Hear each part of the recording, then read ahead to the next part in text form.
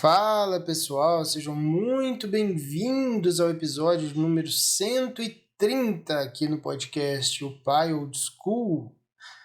Meu nome é Rafael Henriques e hoje a gente vai falar de um livro e um assunto que é central na vida de qualquer pessoa, mas principalmente na vida de um pai de família, né? Uma pessoa, um homem que tem esposa e que tem filhos e que está nessa luta para ser o melhor pai possível, o melhor homem possível e o melhor marido possível. Hoje a gente vai falar da Morte de Ivan Ilitch, que é um livro que realmente mudou muita coisa na minha visão. Na verdade, não sei se mudou tanta coisa assim, mas foi um tipo de afirmação, um tipo de validação de várias coisas que eu já vinha observando e já vinha estudando. Foi um livro que me marcou muito mesmo. E eu sabia que ia ser assim, e porque eu já tinha visto alguns reviews, né, já tinha visto qual era mais ou menos a história, mas de fato é muito impressionante a forma como essa história é narrada, né? Então eu queria trazer aqui um episódio especial sobre a morte de Ivan Ilitch, que na verdade é um alerta para você que é um homem comum e que vive essa vida comum e que corre o risco, né, de viver uma vida meio superficial, meio corrida, meio no automático, assim como o Ivan viveu. E assim como ele viveu, assim como ele morreu e sofreu muito por conta disso, né? Então esse é o papo de hoje. E eu queria já começar fazendo um lembrete muito importante. Hoje é dia 23/2, hoje é domingo, tô gravando isso, o episódio vai sair hoje ainda, daqui a pouco. E eu queria te lembrar que hoje até às 11h59 da noite, só hoje, eu tô com o meu treinamento chamado Paterno, com 50% de desconto com o cupom FORJA50, FORJA50. Então, se você está ouvindo isso hoje ainda, se você tem interesse de adquirir o treinamento, trazer um sentido maior para sua vida através do serviço à sua família, que foi exatamente o que o Ivan não fez. Se você quer fazer exatamente o contrário do que ele fez e você quer um método para fazer isso, você vai comprar o chamado Paterno com desconto até hoje. A partir de amanhã, volta o preço normal, você pode comprar, mas eu recomendo que você aproveite hoje porque, né, 50% de desconto não é todo dia que acontece. Outro alerta muito importante, eu queria fazer aqui um agradecimento público, né, à página Seja Parabelo no Instagram, não só pelos conteúdos que eles postam e tal, mas porque esse livro foi uma indicação deles, né? Eu descobri a existência desse livro através deles, depois eu fui pesquisar algumas coisas e aí realmente eu vi que eu precisava ler esse livro. Então você faça um favor a você mesmo e siga a página, @sejaparabellum com 2 L's, lá no Instagram. E como eu faço parte lá do clube, né, e eu comentei sobre o livro lá que eu li, que eu gostei muito e tal, não sei o quê, e comentei que ia fazer um podcast sobre ele, eles gentilmente, né, cederam um resumo que eles tinham lá para que eu pudesse me situar melhor, assim, porque eu li o livro, estava muito fresco na minha cabeça, só que aí acabou que umas coisas atropelaram e tal, e eu não fiz exatamente, né, logo depois que eu li, deve ter uns 2 meses que eu li esse livro. Então o resumo que eles me deram, assim, cederam gentilmente, me ajudou a lembrar de alguns pontos específicos que eu já tinha se apagado, né? Então, muito obrigado de novo à página e aos ADMs, né, obviamente. E siga a página e faça parte do clube, porque é um grupo extremamente curioso e divertido e educativo, enfim. Se vocês entrarem lá, vocês vão entender o que eu tô falando. Bom, eu tenho 2 objetivos com esse podcast. Apenas 2. Um é que se você não leu, eu quero te instigar a ler esse livro agora, hoje ainda. Quero que você leia esse livro o mais rápido que você puder. O segundo objetivo é, se você leu de uma forma talvez mais extraída ou mais superficial, que às vezes acontece, né? A gente pega um livro bom para ler, mas às vezes tem correria, tá indo pro trabalho, tem gente que às vezes gosta de ler talvez no ônibus, né? E aí nego batendo, bate sacola, bate não sei o quê, e aí você tá em casa, seus filhos gritando, enfim. Nem sempre a gente consegue se isolar do mundo para fazer uma leitura profunda, né? Se você leu esse livro de uma forma mais distraída e mais superficial, esse podcast aqui vai te ajudar talvez a jogar luz em alguns pontos que podem ter passado batido. Talvez você tenha lido algumas partes, às vezes está meio com sono e tal, passa batido ali alguma lição importante, e é importante que você entenda de forma integral o que está nesse livro, porque realmente muda vidas, né? E é um livro, cara, muito curto, é um livro de 80 páginas, e é impressionante ali o quão profundas são as lições dele, né? Em coisa de 80 páginas, o autor consegue transformar a sua vida, né? É surreal que a gente tenha ainda tanta gente lendo essas autoajudas de merda. Tipo, seja foda, mais esperto que o diabo, sabe? Essas coisas o nego gosta de que geralmente é que fica na primeira prateleira, assim, bem na entrada daquelas livrarias de aeroporto, assim. O pessoal é viciado nessas coisas, né? E quanto tem tanta coisa boa que vai transformar a sua alma de uma forma muito profunda, né? E você ignora. E vai falar que é questão de preço e tal, porque esse livro ele tem 80 páginas, ele tem um preço irrisório e transforma realmente a sua vida. Então, só para título de curiosidade, né, eu li esse livro em 4 oportunidades que eu peguei. Eu sentei para ler 4 vezes, de uns 40 minutos, 45 mais ou menos, e matei ele. Então, é um livro que o custo, né, financeiro é baixo, o custo de tempo é baixo, e a sua vida vai realmente mudar. Então, não tem por que não ler, né?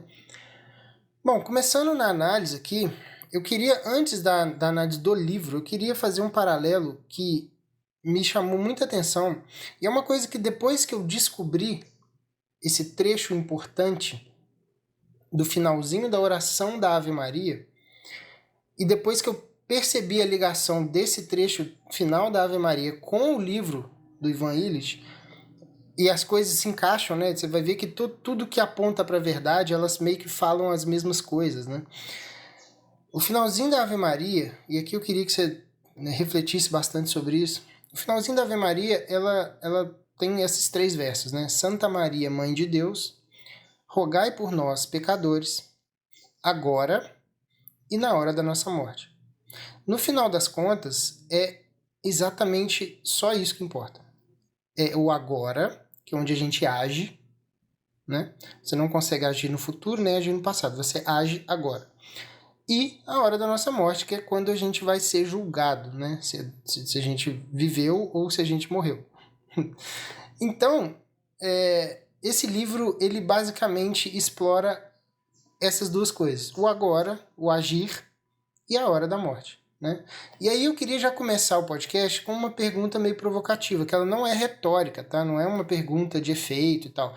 É realmente para você parar para pensar. Se você não fez isso ainda, né? Você já parou para pensar como você quer ser lembrado quando a sua vida chegar ao fim? É uma pergunta séria mesmo, que a gente precisa fazer. Você morreu e as pessoas, né, sua família e tal, ficou. Como é que você quer ser lembrado? Como é que você quer que as pessoas lembrem de você quando a coisa acabar, né? Isso é uma pergunta importante que a gente vai ver aqui como fazer tudo errado, né, que é o caso do Ivan, e no meio disso eu vou dando uns pitacos de opinião aqui de como eu acho que seria o certo, né? Bom, o panorama geral do protagonista é que o Ivan Illich era um cara bem comum, assim, um cara bem normal. Inclusive, o nome Ivan Illich, pelo que eu entendi, o Tolstói escolheu de propósito, porque seria uma espécie de um nome mais genérico, assim, tipo um José da Silva aqui no Brasil, né? Exatamente porque existiam milhões iguais a ele, e ele seria bem representativo do que seria o cidadão médio russo, né? Então ele era um cara ali que tinha ali o empreguinho dele, né? Buscava ali sempre tocar pela política do menor esforço, né? Vou ali, aperto a mão de alguém, não sei o quê, ganho aqui um benefício, ganho aqui uma vantagem, trabalho meio mais ou menos ali, cumpro ali o horário, faço ali meio, né, o basicão do que tem que fazer, e é isso. Aí, na família dele, ele tinha lá a esposa e os filhos, dos quais ele estava sempre fugindo, assim, ele nunca... sempre que dava algum problema em casa, ele meio que dava um jeito de sair fora, ia jogar baralho com os amigos, não sei o quê.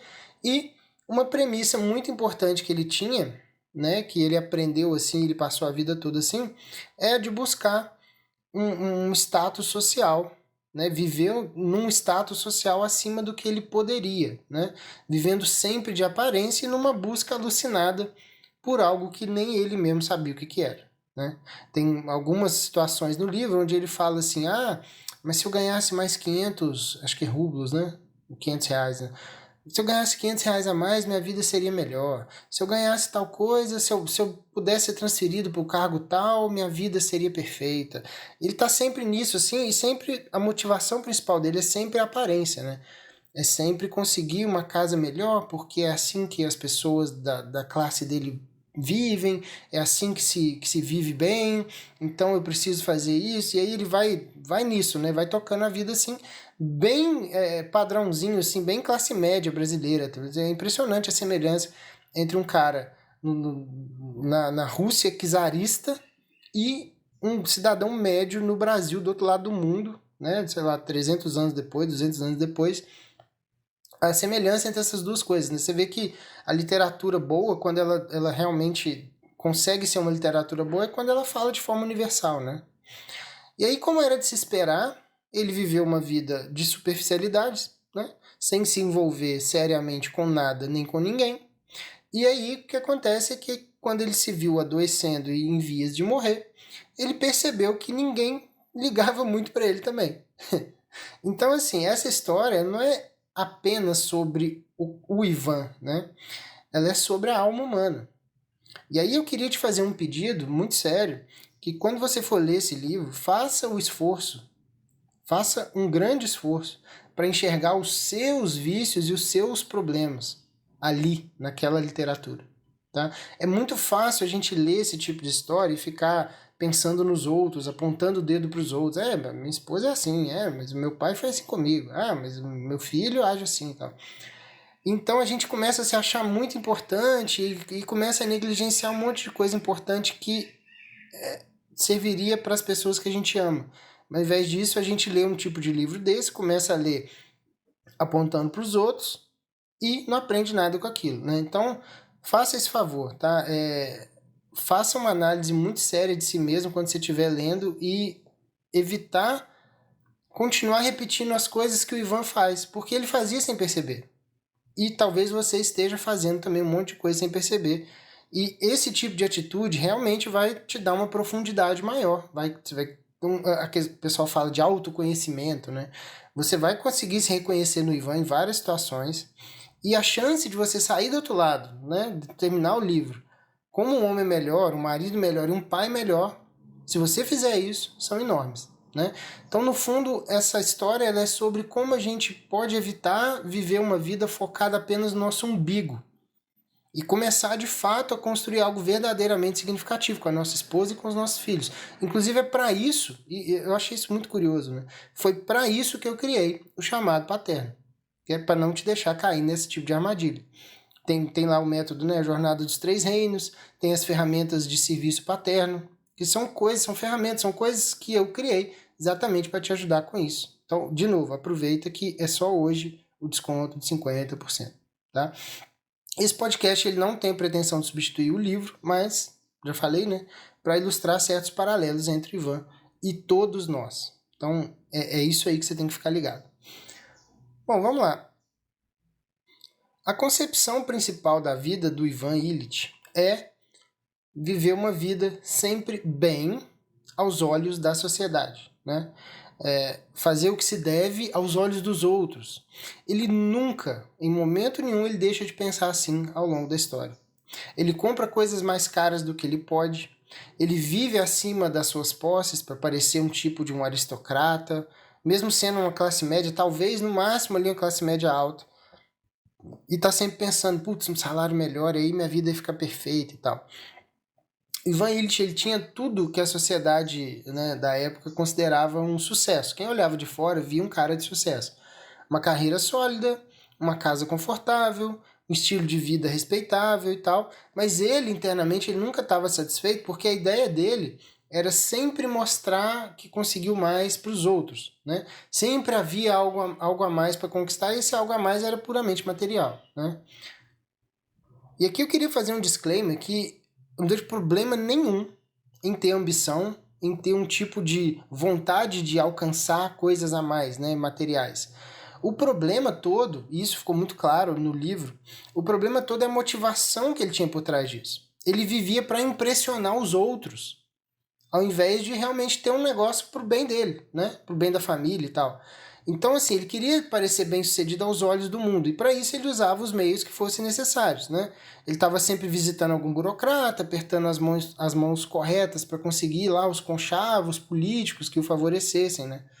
E quando isso acontecia, ele se enchia de orgulho, né? Aí ele subia o nível de vida, o salário melhorava, aí ele subia o nível de coisas que ele comprava e começava a olhar as pessoas que estavam abaixo dele como inferiores, com cada vez mais indiferença, né? Então, o que a gente percebe dele é que ele passou a vida inteira correndo atrás de uma aprovação externa, ao invés de construir algo genuíno internamente.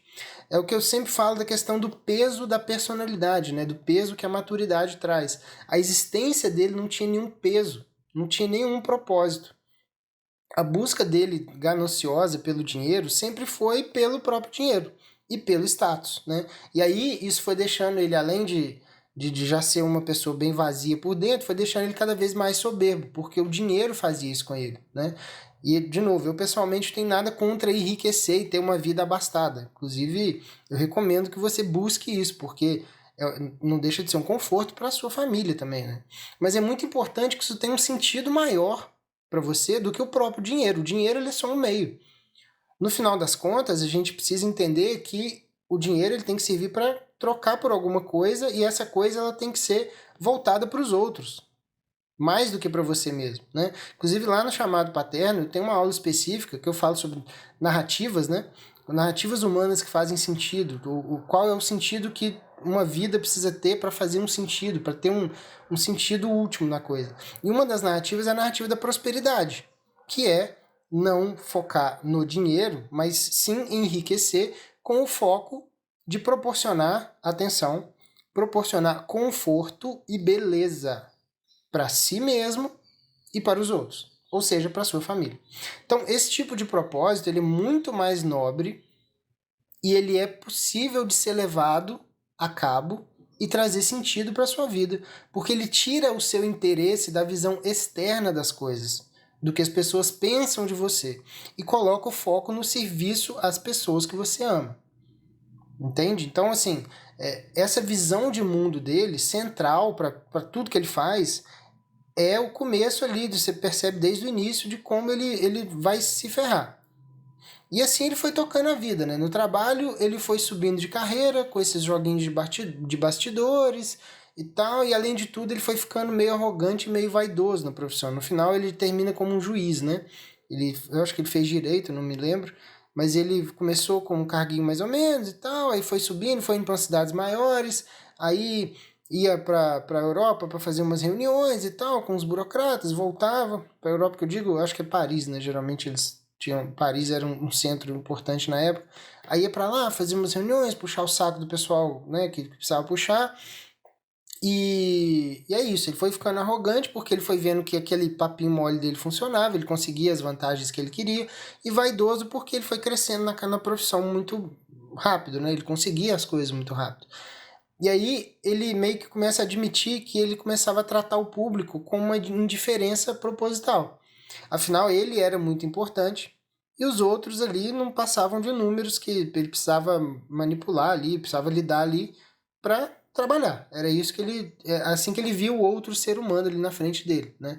No fundo, tudo ali no cenário de trabalho dele era só um palco, né, um cenário para ele poder desfilar ali as habilidades dele e ascender na carreira, né? Uma coisa curiosa sobre essa atitude dele é que quando ele foi ficando doente, ele experimentou o outro lado dessa moeda, né? Ele estava de cama já no final, do meio pro final, e aí os médicos que iam tratar ele, que iam na casa dele, examinar, olhar e tal, agiam exatamente assim com ele. Eles eram frios, eles eram distantes, extremamente técnicos, e sem qualquer empatia por uma pessoa que estava ali. Então ele começa a entender como era ser tratado do jeito que ele tratou todo mundo a vida inteira, né? E aí ele entrava meio que em desespero, assim, tem umas cenas, assim, muito fortes que ele fala que ele queria gritar, tipo, parem com isso, parem de mentir, eu sei o que vocês estão fazendo, me tratem mal pelo menos, com o mínimo de dignidade, né? Para de ficar fingindo que vocês... Eu conheço esse teatro, para de ficar fingindo que vocês se importam, eu sei que vocês não se importam, porque eu também agia assim com todo mundo, né? Só que ele não conseguia falar e expressar isso muito bem, porque ele já não tinha forças e tal. Então, assim, ele começou a sentir um sofrimento muito grande quando ele começou a perceber como era uma merda ser tratado do jeito que ele sempre tratou os outros, né? E aí tem outras questões também relacionadas ao casamento dele. O casamento dele sempre foi... A relação dele com a esposa, né? Sempre foi muito no automático, né? Ele foi indo, conheceu e tava ali, não sei o quê, e acabou casando. Foi indo, né? Aquele clássico do... Não sei que jogador que falou isso, né? Que foi fazer um gol lá, fez um gol que saiu indo com a bola. Aí fui fono e iu, né? Ele fez isso no casamento dele. Foi fono e iu. E aí tem uma cena muito interessante, né? Onde ele raciocinando, assim, sobre a escolha da esposa e tal. E ele pensando assim, há partidos melhores, né? Mas essa aqui não tá tão mal também. Tipo, se eu tivesse um pouco mais de energia ou de vontade de procurar, de repente eu até achava alguma coisa. Mas já tá aqui, né? Fazer o quê? Então vamos com essa aqui mesmo. E aí, quando começam os primeiros problemas, né? Principalmente depois do primeiro filho, briga, discussão, coisa para decidir, enfim, ele faz questão de se isolar, né? Ele meio que cria, ele risca uma linha no chão. E aí ele bota assim, ó, minha vida pessoal tá pra cá, a minha vida, os problemas da casa, da esposa, dos filhos, estão pra lá. Não me venha misturar essas porra aí com a minha vida pessoal, pelo amor de Deus. Né? Assim, cara, a gente tem que separar muito bem, porque afinal de contas, como é que eu vou viver minha vida com esse monte de apurrinhação aqui dessa mulher e desse menino aqui? Não tem como. Vai atrapalhar minha vida, né? Tô aqui com a minha vida, tô trabalhando, tô aqui jogando baralho com meus amigos, tomando uma, fumando um charuto e tal. Vai vir essa mulher me apurrinhar? Não. Tá errado isso aí, né? Então ele começa a se ausentar cada vez mais de casa, seja para trabalhar mais ou para jogar baralho com os amigos, e ele não enfrenta os problemas familiares que vão aparecendo. Ou seja, ele foge dos problemas, como a imensa maioria das pessoas, né? E aí fica aqui a reflexão, né? Que o casamento, como qualquer outra coisa que valha a pena, ela exige duas coisas para ser consertado, ou para ser feita uma manutenção correta. Essas duas coisas são esforço e tempo, né? O problema só, um problema pequenininho que tem, né, nessa coisa de esforço e tempo, é que isso é difícil, isso é trabalhoso, isso demora. Então, é muito clássico, né, que a gente tenha dificuldade de encarar de frente coisas difíceis e desagradáveis e tal, principalmente no casamento. E é mais fácil virar as costas e fugir, né? Quando eu defini essas duas coisas, né, esforço e tempo, dentro do chamado paterno, como formas de lidar com a sua família, não só com a sua esposa, mas com seus filhos também, eu destrinchei isso em 5 ferramentas de serviço paterno. E assim, eu não vou entrar em detalhe aqui para não ficar muito grande, mas as 5 ferramentas são atenção, sacrifício, humildade, flexibilidade e paciência. Com essas 5 ferramentas, você consegue fazer o esforço da forma correta, de uma forma otimizada, né? Um esforço que realmente vai surtir efeito. E você espera o tempo que isso tudo faça efeito enquanto você se esforça. Então, o esforço e o tempo. No esforço, nós temos 5 ferramentas e essas ferramentas vão ser a base do que a gente chama de casamento ou do que a gente chama de criar filho, né? Basicamente, essa é a ideia que eu trago lá dentro. O Ivan Illich fez o oposto, né? Ele fez tudo que ele podia para evitar o trabalho duro de construir uma relação forte com a esposa e, naturalmente, com os filhos também. E ele sempre buscava a comodidade. Então ele tinha umas frases do tipo assim, afinal, a vida boa é essa, né? A vida é onde a gente faz o que a gente gosta. Não como uma esposa raivosa dentro de casa, né? Tem uns momentos de reflexão desse tipo, né? Então esse é basicamente o cenário da vida dele. E aí, quando a coisa começa a avançar, ele sofre um acidente, né? Não vou dar spoiler aqui, porque já tem bastante spoiler, que o livro também já tem, sei lá, 200 anos, né? Então, mas assim, ele sofre um acidente e aí ele começa a adoecer. E aí, quando ele começa a adoecer, ele começa a ficar ainda mais egoísta e ainda mais ressentido. Ele começa a, de fato, achar que o mundo girava em torno dele. Ele começava a ficar irritado porque as pessoas continuavam vivendo as suas vidas normalmente, como se nada tivesse acontecendo. E várias vezes ele se pega pensando coisas do tipo assim: como é que essas pessoas podem estar felizes enquanto eu sofro? Como assim, cara? Isso não é possível. Pois eu estou sofrendo, como é que as pessoas estão felizes? E ele não conseguia entender como é que as pessoas já estavam cagando para ele, assim, e ele lá meio que doente, meio começando a ficar de cama, e aí e a vida dos outros acontecendo. Basicamente como ele tratou todo mundo a vida inteira, né? Ah, você tem os seus problemas aí, mas não vem me apurrinhar com os seus problemas, porque minha vida é a vida boa que eu preciso aproveitar. E aí, quando isso acontece com ele começa a ficar muito enraivecido com isso, né? Então ele vai ficando ressentido. Tem uma cena muito marcante onde ele tá agonizando de dor na cama, né? E aí a família dele inteira lá, aparece lá a mulher e os filhos e tal. Eles aparecem para se despedir dele porque eles estão indo para um teatro. E ele fica puto, assim, ele fica remoendo aquilo por dias e dias e dias.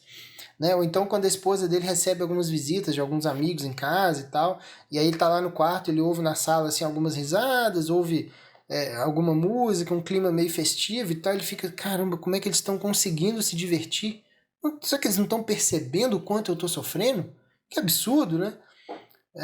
Então, assim, a gente às vezes cai nessa armadilha. Eu não sei se você já reparou isso em você, mas às vezes a gente cai nessas armadilhas quando a gente está enfrentando alguns problemas, né? A gente fica tão focado nas nossas próprias dificuldades que a gente esquece que os outros também têm as suas vidas, as suas alegrias, as suas lutas, né? Uma das coisas clássicas, né, quando a gente fala de criação de filho, é a questão da rede de apoio, né? A gente a gente está numa época em que a rede de apoio parece que virou um direito, né? As pessoas têm direito à rede de apoio. Não, mas é porque ninguém me ajuda, ninguém faz nada, ninguém. É, cara, é problema seu. Entende? Assim que, no fundo, a ajuda das pessoas ela tem que vir como uma forma extra de cuidado que os outros estão tendo com você. Muito comum, né, que os avós fiquem com os netos, né, para o pai poder ou trabalhar ou descansar, ou enfim, né. Aqui em casa mesmo, os meus pais são muito presentes com os filhos, com os meus filhos. Muito presentes mesmo, estão sempre aqui.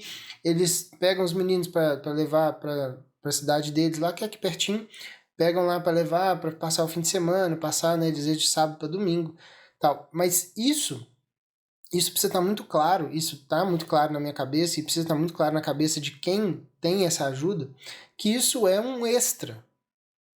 Isso é um suporte, é uma ajuda benevolente das pessoas que estão fazendo isso por você. Eu conheço mãe e conheço pai que fica ressentido, que fica puto, que fica xingando os avós, né, da criança, os próprios pais, ou os sogros, né, quando eles se negam a ficar com a criança por algum motivo, ou porque tem um compromisso, ou porque tem alguma coisa. Isso é completamente absurdo. Isso é o reflexo de Ivan Illich, né? Olhando para assim, mas como assim vocês têm compromisso quando eu preciso que vocês fiquem com meus filhos? Entende assim? É esse tipo de raciocínio que eu quero que você faça quando você for ler o livro, né? O Ivan Illich, ele não conseguia ver nada além de si mesmo. E essa visão começou a isolar ele cada vez mais. E aí, quando a doença foi avançando, ele perdeu a chance de ir se conectando verdadeiramente com a esposa e com os filhos, né, de forma genuína. No fim, exatamente essas decisões dele foi o que deixou ele sozinho e amargurado e ressentido e desgostoso com tudo. Até que acontece uma coisa boa na vida dele. Aparece uma fagulha de compaixão ali naquele ambiente onde ele está se encaminhando para a morte, ninguém consegue saber o que, que é, ninguém consegue resolver nada, a família meio que largando de lado, tá ali esse bosta aqui, deixa ali.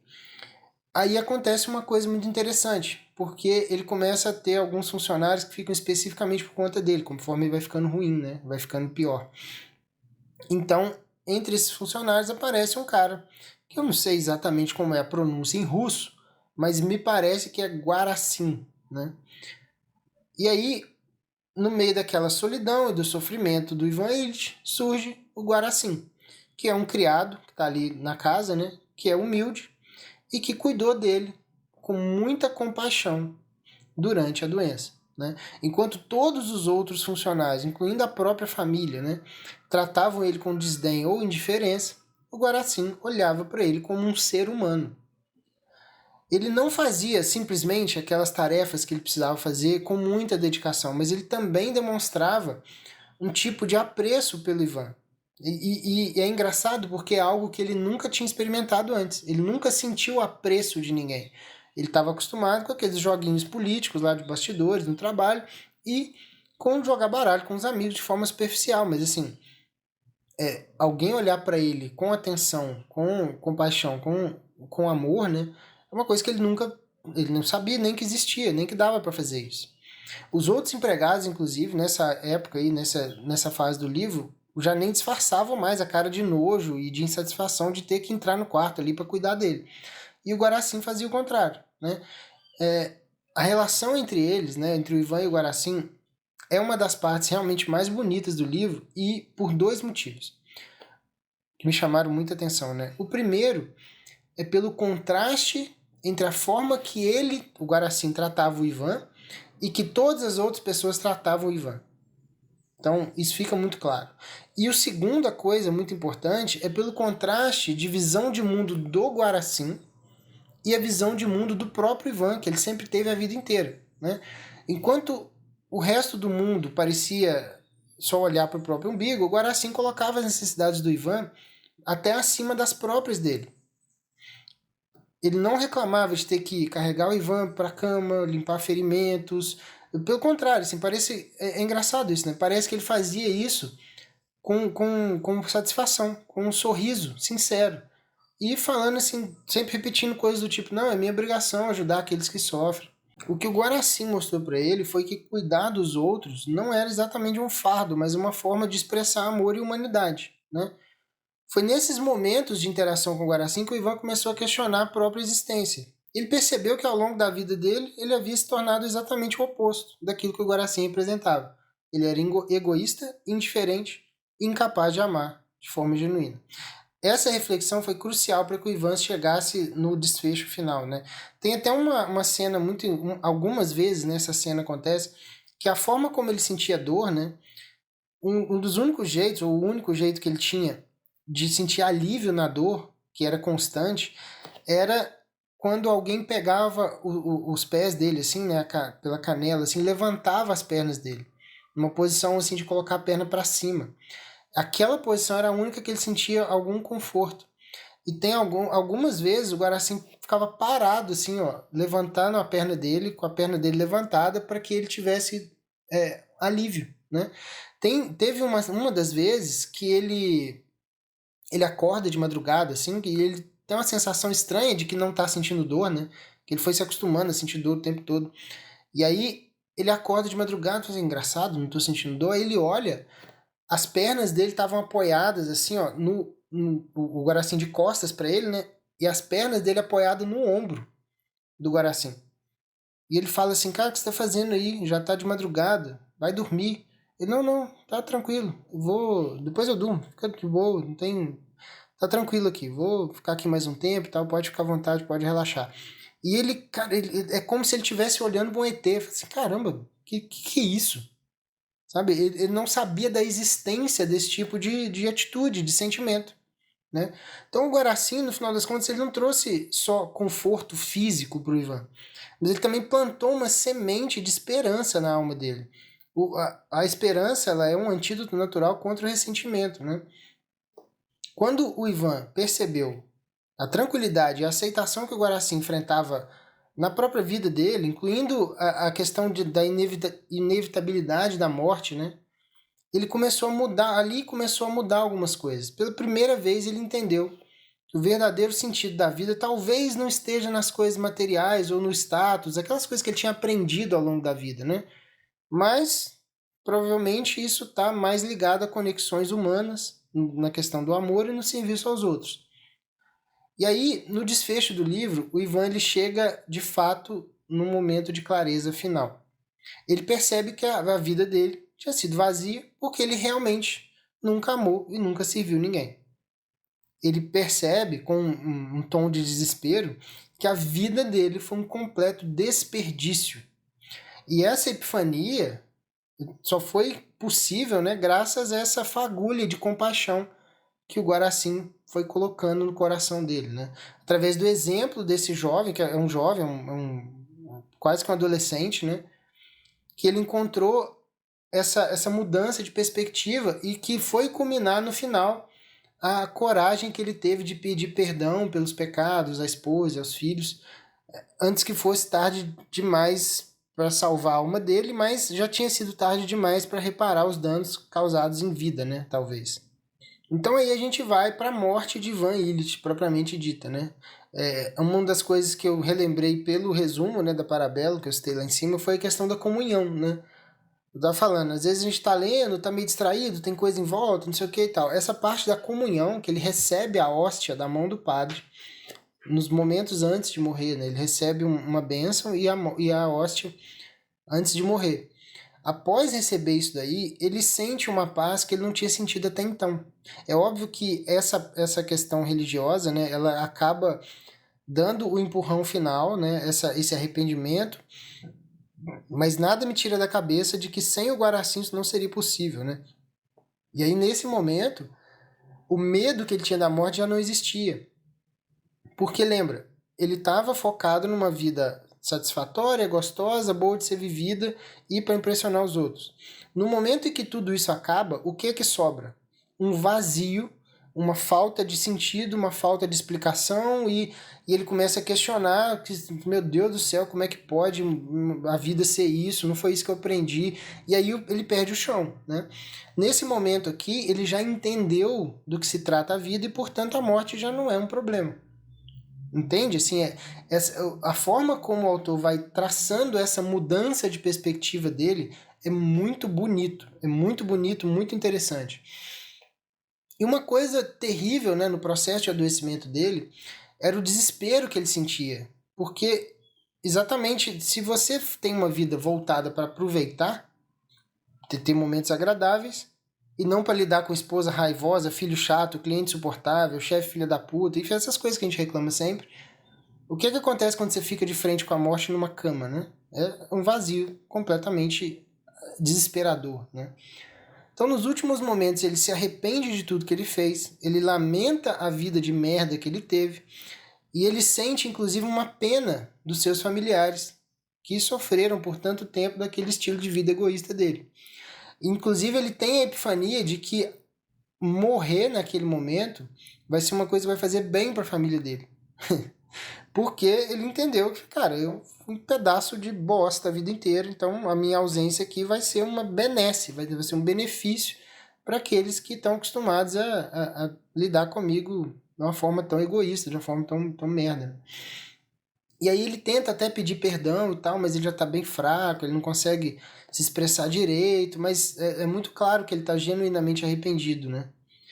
Então esse livro termina desse jeito, e é um livro que é um alerta para todos nós. Que a gente precisa olhar para isso e falar assim, cara, a gente não tem necessidade de esperar até o fim da vida para perceber que a gente está desperdiçando o nosso tempo. A gente pode começar isso agora e construir uma vida com muito mais sentido, onde a gente consegue servir aqueles que a gente ama e a gente coloca a nossa família no centro das nossas motivações vitais. E aí tudo que a gente faz, inclusive trabalhar, enriquecer e, porra, ter status, subir na vida, não por validação externa, não para agradar aquilo que os outros acham, não, porque eu tenho um drive muito importante de construir uma coisa legal, confortável, bonita, gratificante, junto com a minha família e para eles, né? No fim, essas conquistas materiais, elas servem para aquilo que menos importa, que é ter algum prazer aqui e outro ali, tal.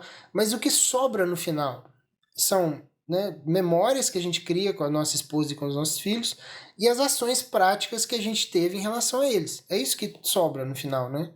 E assim, se você for parar para pensar, é até uma forma de amor que você haja bem em vida com eles, porque depois que você se for, lembrar de você com alegria, do seu jeito, da sua forma de viver, da sua forma de agradá-los, da sua forma de fazer companhia para eles.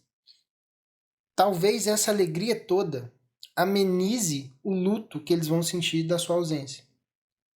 Porque a forma como você amou a sua família vai ser um alento para a saudade que você vai deixar depois de morrer. Então, assim, cara, é muito importante que a gente pense sobre isso, tá?